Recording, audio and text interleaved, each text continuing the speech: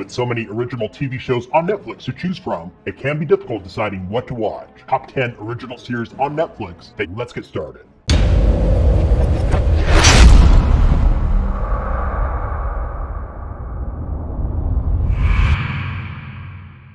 At number 10. Raising Dion follows Nicole Warner, played by Alicia Wainwright, as she raises her superpowered son Dion in the absence of his father Mark, played by Michael B. Jordan.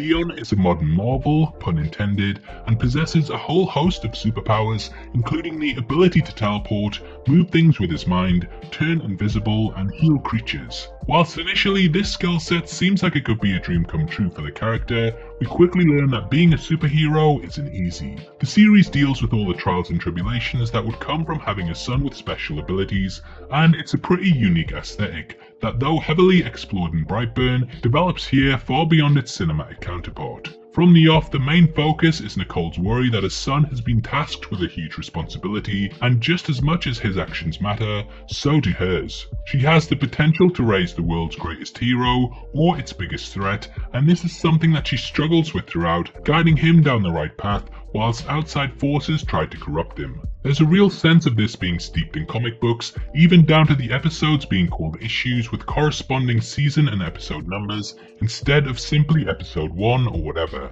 They all have comic book related names that range from things like Why So Vomity, to Days of Mark's Future Past, and Fortress of Solitude. This tone very much carries throughout the show, with there being the usual superhero origin story archetypes, including the death of a parent and so on.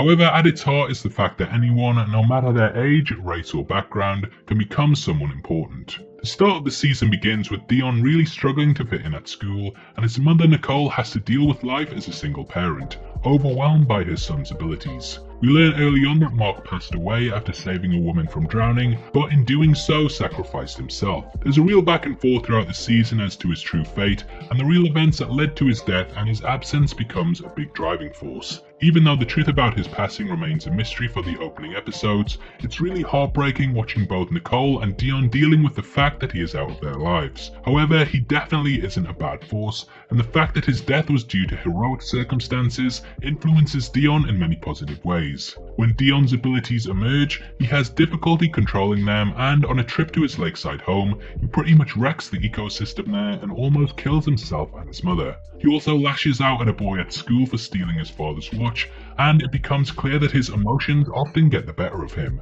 I guess with great power comes great responsibility, and early on this draws the eyes of ghosts, including his father, who warned the pair to get away. They remain put though at the lakeside, and after a woman disappears in the area, Nicole suspects that there may be other forces at work. In addition to this, she discovers that before Mark's death, he was visiting the woman that he saved. Initially, she believed that they were strangers, but this reveal paints a different picture, especially as it's shown that she went off the map the day that Mark died. Upon returning home, Nicole is forced into basically a juggling act of getting a job, looking after her son, and keeping her home tidy, and it's rare that we get a depiction of life as a single mother in a superhero-centric story, but Raising Dion does an excellent job of giving this perspective some life and actually making it engaging. Nicole says it best when she refers to it like having a toddler all over again, but he can crash cars with his mind. This nails the core of Raising Dion and makes it easy to connect with. All of the performances here are grounded, believable, and easy to connect with, and even characters that I thought I wouldn't find common ground with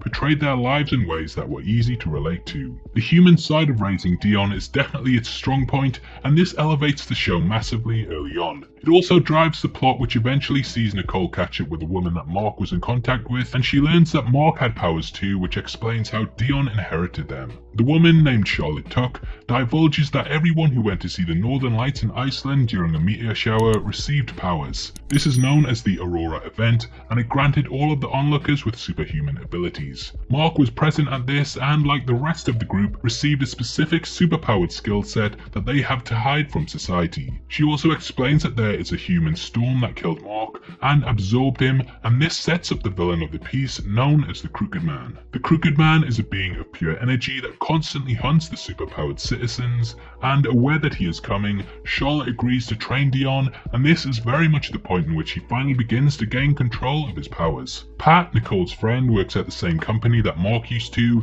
and we discover that they have several citizens that receive powers under surveillance, and from here on Nicole and Pat build a database of contacts that they can go to discover more information. This corporation seemingly has ties to the Crooked Man, and has been keeping tabs on all those present at the Aurora event, which allows Charlotte to track them down. Pat quickly becomes a father figure to Dion, and in some ways he guides and raises him through the values and beliefs that he inherited from comic books. It really takes the story from quite a simple one about family to one that is about the ins and outs of pressures that come from dealing with extraordinary gifts. The show ramps up episode by episode, going from a simplistic tale to one full of corporate espionage, privacy invasions, and supervillains that far outmatch the majority of the characters in the show. Raising Dion really got its hooks into me, and at just 9 episodes I found myself binging through the entire piece in less than a day, desperate to find out how it would conclude and which characters would make it to the end. Charlotte discovers a boy named Braden that inherited powers from his father,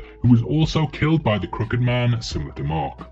Unlike Dion though, Braden takes the death of his father really badly, and his auntie, who now takes care of him, enforces the belief that his father possessed demonic powers. This sets him off down a dark path, and the finale of the show begins to paint him out as a nemesis that Dion could face should a second season come about. As the season progresses, Pat becomes attached to Dion and Nicole, but the latter rebuffs his advances, which anger him, and he forms the opinion that he is being used. Pat was also at the event that Mark gained his powers at, and though he denied receiving any due to being in an observation deck, we learn in the final few episodes that this is in fact a lie and that Pat is the Crooked Man. He has been manipulating Dion to follow in his footsteps and see the world his way, and has secretly coveted his healing powers, as well as a relationship with Nicole. After the constant rejection from her, Pat finally loses it, and we learn that his powers come with a curse that constantly makes him sicker and sicker. Thus he must consume other powered people in order to stay alive, which explains his motives in the show. He has had his eyes set on Dion because he wants him to become strong enough to heal him,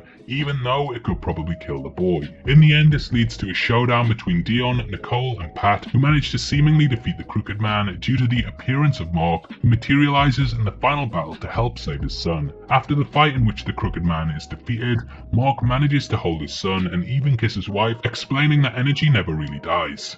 As Einstein discovered, this is true of all things, and thus it allows Mark to come back and see them one final time. However, he also comes with a warning that, due to the previous statement, the Crooked Man will still be out there. Dion promises to find a way to bring Mark back, and going forward I believe that this will be a big focus of the second season, as well as the cliffhanger that comes at the end. This centers around Braden, who we join at his home to discover his aunt is dead, and that Mark is now using him as a vessel, tapping into the boy's dark side in order to control him and manipulate him much in the same way that he tried to do with Dion throughout the show. Whilst Braden is possessed, I do think that he will have some say in the matter, and as mentioned earlier, he will likely take on an arc that mirrors Dion, just for bad instead of good.